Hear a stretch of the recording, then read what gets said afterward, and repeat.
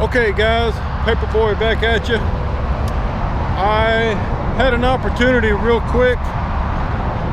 My load brought me through North Little Rock this evening. I'm on the way to Ozark, Arkansas, and I've just got a few minutes before the sun goes down, so I walked over here to the student driving practice grounds.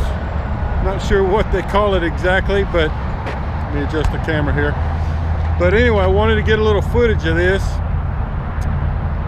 before it gets dark. So if you come over here to Maverick to the, to get your CDL, you would spend quite a bit of time over here. They've got this lot that's probably a couple of acres set up with different maneuvering markers and parking spots, and they just teach you how to handle the truck and how to do your straight line backing, your offset backing, your 90-degree backing, and just basic maneuvering of the truck. So I'm gonna just give you some footage of that. Just kind of panning around the lot here. You see they got several trucks here. But basically it's just a practice lot. You got to learn how to maneuver the truck and back it up. That's really the hardest thing for a new driver when they get turned loose, is being able to back up into a parking spot at a truck stop. So you can see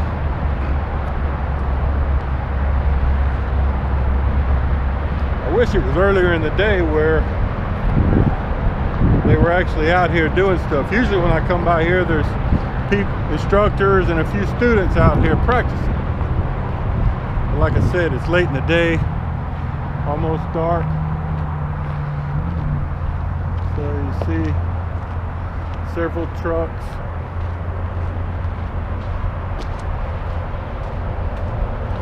Now, if you're like me, when I came to Maverick, and I've mentioned this on previous videos, when I came to Maverick, I already had my CDL, so I spent very little time over here. In fact, I didn't have to come over to this part of the training grounds until after I had completed my 3 weeks with the trainer, in the trainer truck. Then we came back here for a few days of final evaluations, and we had to come over here for just a few hours and just prove to them that we could properly maneuver the truck and do our backing skills. So, but if you're coming to Maverick to get your CDL, you'll spend more time over here. And they have this little building here with some classroom office settings. Let me see if I can pop in there real quick. All right, let's go in here and see if it's open.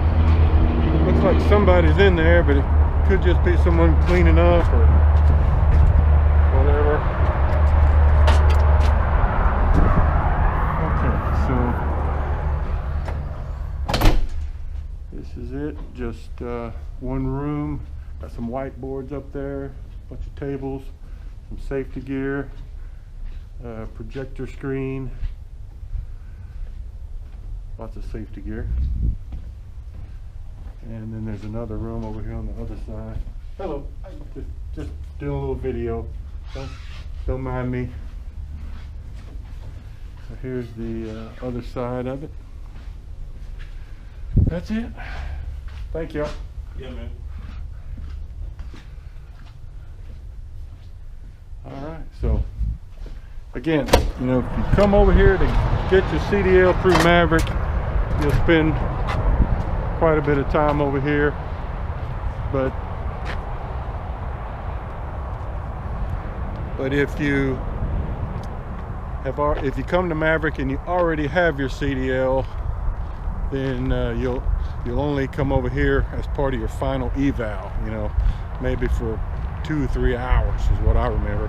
Now, they may have changed it a little bit, but when I went through the program, that's how it worked. So again, I'm just walking around the perimeter.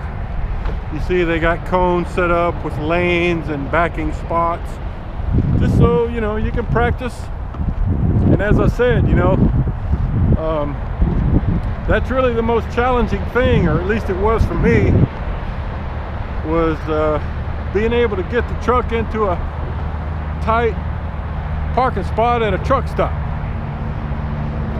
In fact, I know people that I went through training with who said their trainer didn't really, or they felt like their trainer didn't give them adequate practice time backing, and they were not comfortable with that at all. I was pretty comfortable with it because my trainer was great about that. He let me practice. I mean, there was 3 or 4 times we just here at the Maverick lot, he let me practice.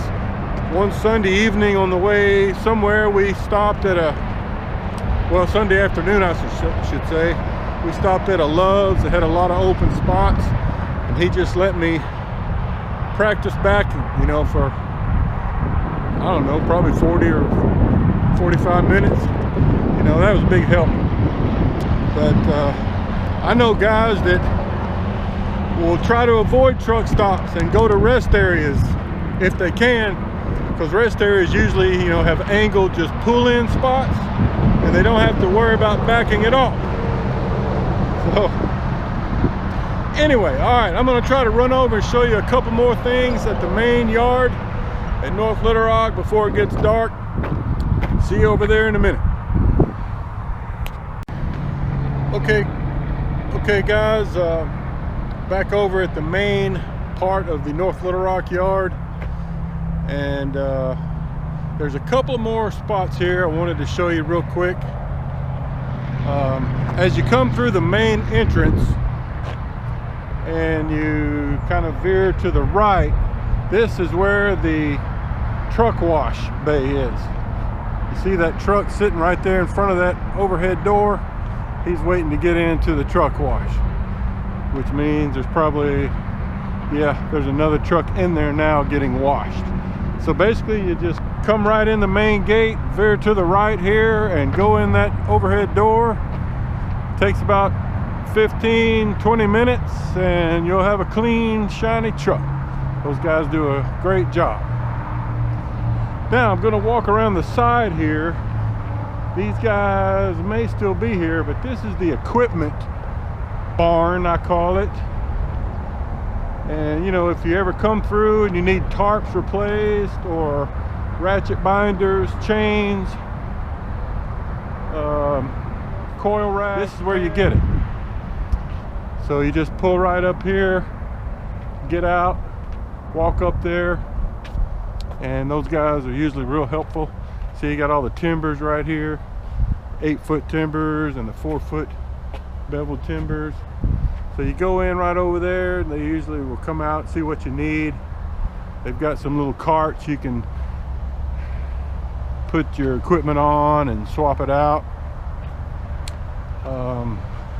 Let's take a peek in here. You see where they keep,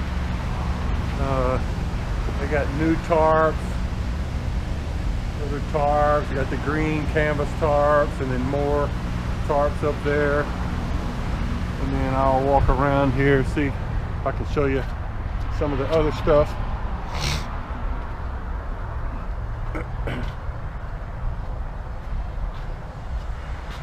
So they've got a little office area in here where they work, but this is the main. Just doing a little video here showing off the equipment barn. Guys, this is actually the first time I've seen him awake over here. So, no, just kidding. These guys do a great job here. But this is where you get your binders and your coil pads, coil racks, 2-inch binders, 4-inch straps, all of that kind of stuff. So anyway,